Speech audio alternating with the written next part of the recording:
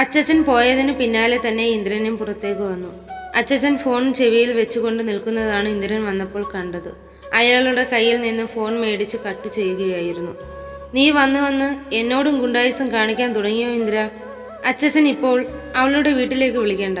പിന്നെ ഇനിയും അവളെ നിന്റെ മുമ്പിലേക്ക് ഇട്ട് തരാനാണോ നീ പറയുന്നത്? ഞാൻ മൂലമല്ലേ അവൾക്ക് ഈ പ്രശ്നം മാത്രമേ ഉണ്ടായത്. അതുകൊണ്ട് ഞാൻ അവളുടെ കാര്യങ്ങളെല്ലാം ഏറ്റെടുത്ത് നോക്കിക്കോളാമെന്ന്. ആര്? നീയോ? അദ്ദേഹം ഒരു പുച്ഛം കലർന്ന രീതിയിൽ ചിരിച്ചു. വെട്ടാനും കുത്താനും നടക്കുന്ന പോലെ അല്ല ഒരു സുഖമില്ലാത്ത കുട്ടിയെ നോക്കുന്നത്. അത്രയും എളുപ്പമുള്ള കാര്യവുമല്ല. അച്ചച്ചൻ പറഞ്ഞ പോലെ തന്നെ ഈ വെട്ടാനും കുത്താനും നടക്കുന്നത് അത്ര എളുപ്പമുള്ള കാര്യമല്ല. അതിൻ്റെ അത്രയും റിസ്ക് വരില്ല എന്തായാലും. ഇത് നിനക്ക് ഇനിയും വേണമെങ്കിൽ ആലോചിക്കാം.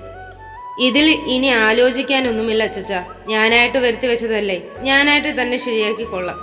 നിന്റെ തീരുമാനം അങ്ങനെയാണെങ്കിൽ അങ്ങനെ നടക്കട്ടെ. പിന്നൊരു കാര്യം, അവൾക്ക് സുഖമില്ലാത്ത കാര്യമൊന്നും അവരോട് വിളിച്ചു പറയാൻ നിൽക്കണ്ട ഇപ്പോൾ. അതിന് ഒരു ചെറിയ പനി പോലല്ല ഈ ഒരവസ്ഥ. എന്തായാലും ഞാൻ നോക്കിക്കോളാം. അച്ചച്ചൻ അവിടേക്ക് പോയി ഇരിക്കും. ഞാൻ പോയി ബില്ല് സെറ്റിൽ ചെയ്തിട്ട് വരാം. അവൻ അത്രയും പറഞ്ഞ് അവിടെ നിന്നും പോയി. എടാ പൂജി, എനിക്ക് വല്ലാണ്ട് ടെൻഷൻ ആവുന്നുണ്ട്. നീ ഒരു കാര്യം ഓർത്തും ടെൻഷൻ ആകണ്ട. ഞാൻ പറഞ്ഞതുപോലെ തന്നെ ചെയ്താൽ മതി. അവനിതെല്ലാം കള്ളത്തരമാണെന്നറിഞ്ഞാൽ എൻ്റെ അവസാനം അന്നായിരിക്കും. അതറിയുമ്പോഴുള്ള കാര്യമല്ലേ. ഇപ്പോൾ നീ അതിനെക്കുറിച്ചൊന്നും ടെൻഷൻ ആകണ്ട. ഞാൻ പറഞ്ഞ രീതിയിൽ പെർഫോമൻസ് ചെയ്യാൻ നോക്ക്. എന്നാൽ അവർ സംസാരിച്ചു കൊണ്ട് നിന്നപ്പോഴാണ് അച്ഛൻ അങ്ങോട്ട് കയറി വന്നത്. എന്താ കുഞ്ഞെ, മിത്രമോൾ എന്തു പറയുന്നു? അത് പിന്നെ മോൾ ഇനിയും പറഞ്ഞ് ബുദ്ധിമുട്ടണമെന്നില്ല. നിങ്ങൾ പറഞ്ഞതെല്ലാം തന്നെ ഞാൻ പുറത്തു നിന്നും കേട്ടിരുന്നു. മിത്രയും പൂജയും ഒരുപോലെ ഞെട്ടി. നിങ്ങൾക്ക് പേടിയോ ഞെട്ടലോ ഒന്നും വേണ്ട. അവൻ ഇങ്ങനെ എന്തെങ്കിലും കിട്ടണം. മോൾക്ക് എന്ത് സഹായത്തിനും ഞാൻ ഒപ്പമുണ്ടാകും. ഇനിയും അവൻ മൂലം ആർക്കും ഒരു ആപത്തും സംഭവിക്കരുത്. അയാൾ പറഞ്ഞത് അവർക്ക് വിശ്വസിക്കാൻ കഴിഞ്ഞിരുന്നില്ല. അച്ഛൻ ഇതെല്ലാം കാര്യമായിട്ട് തന്നെയാണോ സംസാരിക്കുന്നത്? മിത്രമോൾക്ക് ഇനിയും എന്നെ വിശ്വാസമായല്ലേ അച്ഛച്ച? അത് കുട്ടി ഇനിയും ഒന്നും പറയണ്ട, റെസ്റ്റ് എടുക്ക്. അധികം വൈകാതെ തന്നെ ഇന്ദ്രൻ ബില്ലെല്ലാം സെറ്റിൽ ചെയ്ത് തിരിച്ച് അച്ഛൻ്റെ അരികിലേക്ക് ചെന്നു. ഇനി നമുക്കിറങ്ങാം. ഇവിടുത്തെ ഫോർമാലിറ്റീസ് എല്ലാം കഴിഞ്ഞു. പിന്നെ എല്ലാം പെട്ടെന്നായിരുന്നു. മിത്ര ഹോസ്പിറ്റലിൽ നിന്നും കൊണ്ടുപോകുന്നതിന് മുമ്പ് തന്നെ പൂജയോട് അവൾ യാത്ര പറയാനും മറന്നില്ല. തിരിച്ച് ബംഗ്ലാവിലേക്കുള്ള യാത്രയിൽ അച്ഛൻ്റെ മടിയിൽ തലവെച്ച് മിത്ര കിടന്നിരുന്നു. നിങ്ങൾ 3-4 ദിവസം കഴിഞ്ഞിട്ടേ വരത്തുള്ളൂ എന്ന് പറഞ്ഞിട്ട് പെട്ടെന്ന് ഇതെന്തു പറ്റി? ഉണ്ണിയും ശിവയും വീട്ടിലേക്ക് കാലെടുത്ത് കുത്തിയപ്പോൾ തന്നെ അവരുടെ അടുത്തേക്ക് ശാരദ വന്നുകൊണ്ടായി ചോദിച്ചു. ഇനിയും അവിടെ നിന്നാൽ ശരിയാകില്ലെന്ന് തോന്നി, അതുകൊണ്ടാണ് ഇങ്ങോട്ടേക്ക് പോകുന്നത്. ശിവാനി ഉണ്ണിയൊന്ന് നോക്കിയാണ് അത് പറഞ്ഞത്. അതെന്താ മോളെ അങ്ങനെ പറഞ്ഞത്? ഞങ്ങൾ അവിടെ ചെന്നിട്ട് 3-4 ദിവസം കഴിഞ്ഞല്ലോ. ഇനി അവിടെ നിന്ന് കഴിഞ്ഞാൽ ഓഫീസിൽ പോകുന്ന കാര്യം ബുദ്ധിമുട്ടായിരിക്കും ഉണ്ണിയേട്ടന്. അവനെന്ത് ബുദ്ധിമുട്ട്? അവിടെ നിന്ന് ഓഫീസിലേക്ക് പോകാനല്ലേ എളുപ്പം. അതല്ല അമ്മേ, ഏട്ടനും മോളെ പിരിഞ്ഞിരിക്കാൻ പറ്റില്ലല്ലോ. അത് ഞാൻ ചിന്തിച്ചില്ല മോളെ. ഹലോ, ആരിത്? മണവാളനും മണവാട്ടിയും കുറച്ചു ദിവസം കൂടി കഴിഞ്ഞിട്ടേ വരത്തുള്ളെന്നാ പ്രതീക്ഷിച്ചത് ഇവിടെ ഉള്ളവർ. പെട്ടെന്ന് വന്നതിൽ സന്തോഷം. പാച്ചു അവരുടെ അടുത്തേക്ക് വന്നുകൊണ്ടായി പറഞ്ഞു. നിനക്കെന്താടാ ഞങ്ങളിവിടെ വന്നത് ഇഷ്ടമായില്ലേ? ഉണ്ണി അവനെ നോക്കി ചോദിച്ചു. സത്യം പറയാലോ ഏട്ടാ, ഏട്ടൻ ഇവിടെ ഇല്ലാതിരുന്നപ്പോൾ എന്തൊരു സമാധാനമായിരുന്നെന്നറിയാമോ എനിക്കും കല്ലുമോൾക്കും. എടാ വേണ്ട, വന്ന് കയറിയപ്പോൾ തന്നെ എൻ്റെ കയ്യിൽ നിന്നും വല്ലത് മേടിക്കാൻ നിൽക്കണ്ട. ചേട്ടൻ എന്ത് തന്നാലും ഞാൻ സ്വീകരിക്കും, പക്ഷെ അടി ഒഴിച്ച്. കല്ലുമോൾ എന്ത് ചെയ്യമ്മേ? ശിവാനി അവരോടായി ചോദിച്ചു. ഏട്ടൻ്റെ കൂടെ പാടത്തേക്ക് പോയിട്ടുണ്ട്. എന്നെ കാണാത്തതിൽ പ്രശ്നം വല്ലതും ഉണ്ടായിരുന്നോ അമ്മേ? നീ പറഞ്ഞാൽ വിശ്വസിക്കുമോ എന്നറിയില്ല. ഇത്രയും നാളും നമ്മൾ കരുതിയിരുന്നത് നിന്നെ കാണാതെ അവൾ ഇരിക്കില്ല എന്നല്ലേ? എന്തേ, അതങ്ങനെ അല്ലേ? ആദ്യം അച്ഛ അച്ഛ എന്നൊക്കെ വിളിച്ച് നടക്കുന്നുണ്ടായിരുന്നു. പിന്നെ ശിവചേച്ചി എന്തേ എന്നാണ് ചോദിച്ചുകൊണ്ട് നടന്നത്. അവൾ ഏട്ടൻ്റെ കാര്യം ചോദിക്കാൻ മറന്നാലും ചേച്ചിയുടെ കാര്യം ചോദിക്കാൻ മറന്നില്ലായിരുന്നു. കൊച്ചിനെ മയക്കി വരുതിയിലാക്കി വെച്ചു. എന്താടാ നീ നിന്ന് പിറുവിറുക്കുന്നത്? ഒന്നുമില്ല അമ്മേ. നിങ്ങൾ പോയി എന്നാ ഫ്രഷ് ആയിട്ട് വാ. യാത്ര ചെയ്തു വരുന്നതല്ലേ അവിടെ നിന്ന് ഇവിടെ വരെ. ശരി അമ്മേ. ഉണ്ണിയും ശിവാനിയും അവരുടെ റൂമിലേക്ക് പോയി. എടാ പാച്ചു, നീ പോയി അച്ഛനോട് പറയും അവർ വന്നു എന്ന്. അവർ സമയമാകുമ്പോൾ വന്നോളൂ അമ്മ. എനിക്ക് വയ്യ ഇനി അവിടെ വരെ പോകാൻ. ശാരദ അവനെ ഒന്ന് തുറച്ചു നോക്കിയത്. എന്തിനാ ഇങ്ങനെ നോക്കി പീഡിപ്പിക്കുന്നത്? ഞാൻ പൊക്കോളാം. അവൻ അത്രയും പറഞ്ഞ് കരുതുള്ളി പുറത്തേക്ക് പോയി.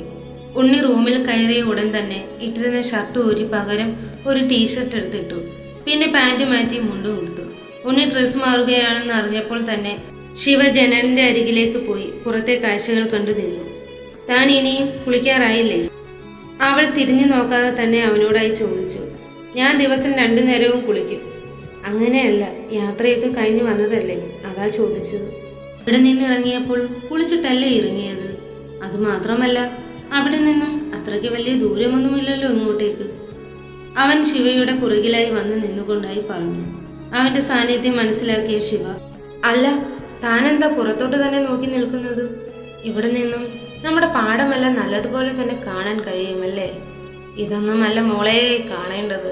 വൈകിട്ട് ഒരു 5-5:30 ആകുമ്പോഴേക്കും ഇവിടെ നിന്നും പുറത്തോട്ട് നോക്കിയാൽ മതി.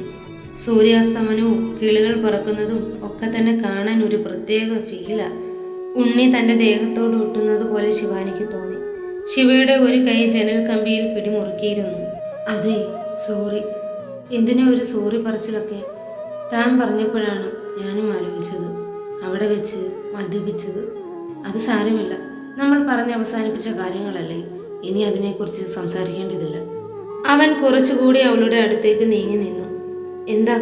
എന്ത്? ജനാലയിൽ പിടിച്ചിരുന്ന ശിവയുടെ കൈയുടെ മുകളിലേക്ക് അവൻ തന്റെ കൈകൾ വെച്ചു.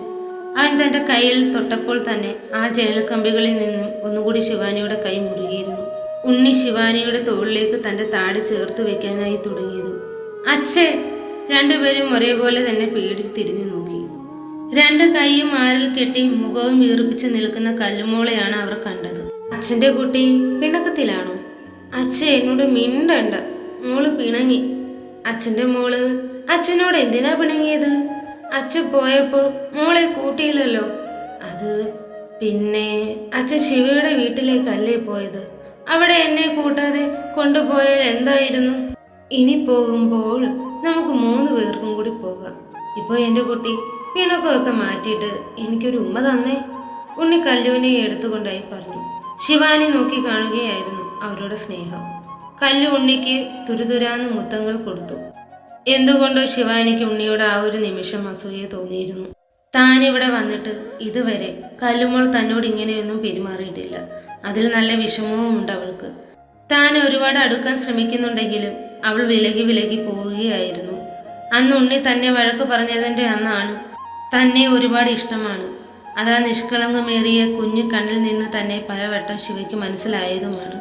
പിന്നെ എന്താണ് തന്നോട് അടുക്കാത്തതെന്നാണ് അവൾക്ക് മനസ്സിലാകാത്തത്. അച്ഛാ, നമുക്ക് പുറത്തു പോവാം. അതൊക്കെ പോവാം, പക്ഷേ ഞാനൊരു കാര്യം ചോദിച്ചോട്ടെ? ചോദിച്ചോ.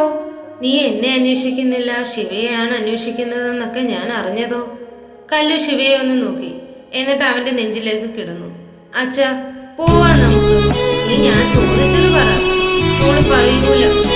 ശിവയ്ക്ക് ആകാംക്ഷയാണ് അവൾ എന്താണ് തന്നെ കുറിച്ച് പറയാൻ ആഗ്രഹിക്കുന്നത്. എന്നാൽ കല്ലുമോൾ അവളെ കുറിച്ചൊന്നും പറയാൻ ഉണ്ണിയുടെ നെഞ്ചിലേക്ക് അവളെ കിടക്കുകയാണ്. കല്ലു ഒന്നും പറയാൻ കൂട്ടാക്കില്ലെന്നും കണ്ടത് ഉണ്ണി അവളെയും താഴേക്ക് പോകാൻ തുടങ്ങി. ഞാൻ താഴേക്ക് പോവുക, ഞാൻ സമാധാനമായി നിന്ന് ഡ്രസ്സൊക്കെ ചേഞ്ച് ചെയ്യും. അവൻ അത്രയും പറഞ്ഞു താഴേക്ക്. ശിവയ്ക്ക് നല്ല വിഷമമായി. അവൾ പിന്നെ പോയി ഫ്രഷായി വന്നു.